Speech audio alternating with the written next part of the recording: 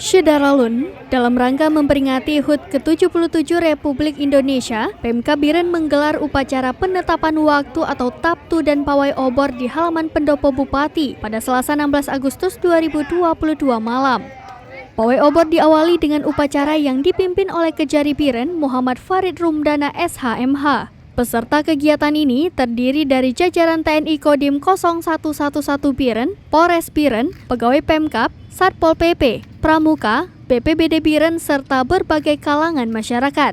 Dalam upacara tersebut, Kejari Biren menghidupkan 2 obor bambu merah putih yang dipegang oleh 2 orang anggota TNI. Lalu, keduanya bergerak ke arah para peserta dan menyalakan api pada obor masing-masing. Dalam hitungan detik, cahaya obor memerah di halaman Pendopo Bupati Biren.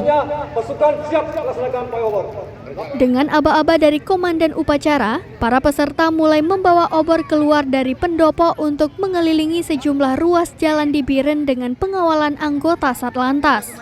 1 unit kendaraan damkar serta 2 ambulan juga ikut mendampingi para peserta pawai obor yang jumlahnya hampir mencapai 1.000 orang. Historisnya memberitahukan kepada masyarakat. Dari Biren, Yusmandin Idris, Serambi On TV. Si kemerdekaannya, maka ini yang ada di kota berkeliling yang pada esensinya memberitahukan kepada masyarakat bahwa besok itu hari kemerdekaan.